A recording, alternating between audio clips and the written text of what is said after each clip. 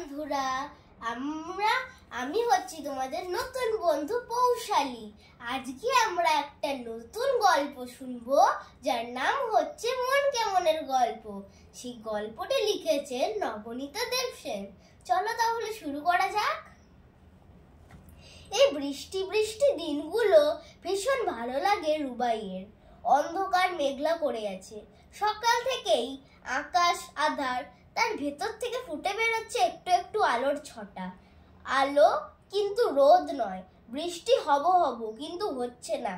গাছগুলো সব কান খাড়া করে রেডি হয়ে আছে বৃষ্টির পায়ের আওয়াজ শুনবে বলে। রুবাইয়ের যে কি ভালো লাগে এইরকম দিন, মেঘ ছায় সজল বাই দিন এগুলো। এমন দিনে একটু পড়ায় মন বসে না, তবু স্কুলে তো যেতেই হয়।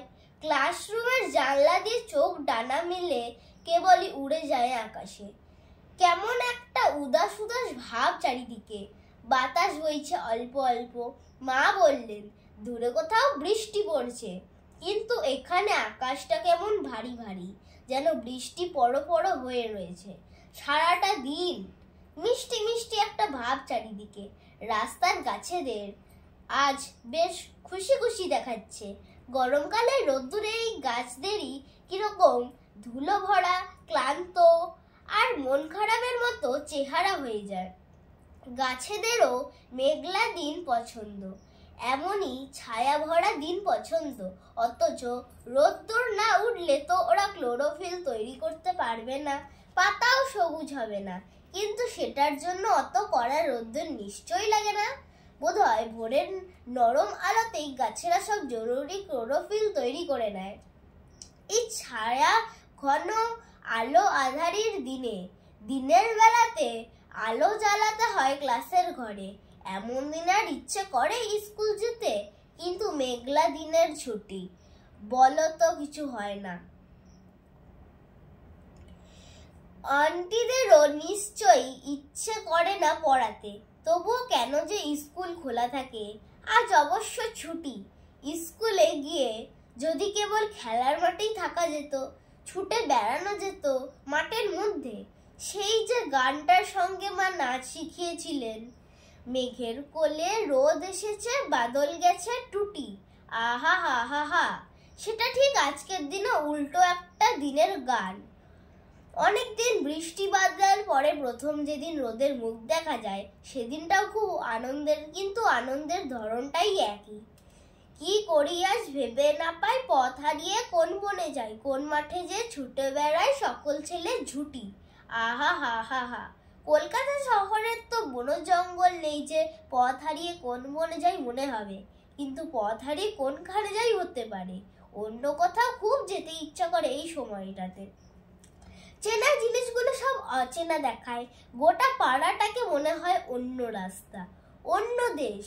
রুবাইয়ের ইচ্ছে করে সারাক্ষণ ছাদে দৌড়াদৌড়ি করতে, কিংবা বারান্দায় ঝুঁকে দাঁড়িয়ে রাস্তা দেখতে, আকাশ দেখতে, কিংবা জানলায় চুপ করে বসে থাকতে। কি মিষ্টি একটা বাতাস দিচ্ছে। রুবাইয়ের ইচ্ছে করলো ছোট মামুর দেওয়া সুন্দর বাঁধানো খাতাটাকে কিছু লিখতে। রুবাই লিখলো, আজ ছুটি, আজ 15ই আগস্ট। স্কুলে ফ্ল্যাগ তোলা হলো সকালে, তারপরেই ছুটি।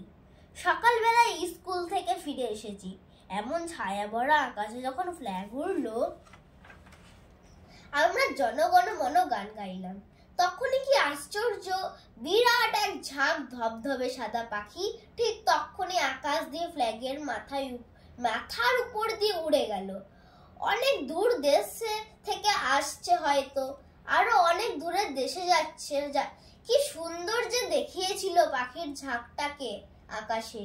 সেই পতাকা ওড়ানোটাকেই যেন সেলুট করে গেল ওরা। খুব সুন্দর কিচিরমিচির আওয়াজ করতে করতে উড়ে গেল ওই বলাকা। অত উপর দিয়ে যাচ্ছে, তবু শোনা গেল ওদের কাকলি কুজন।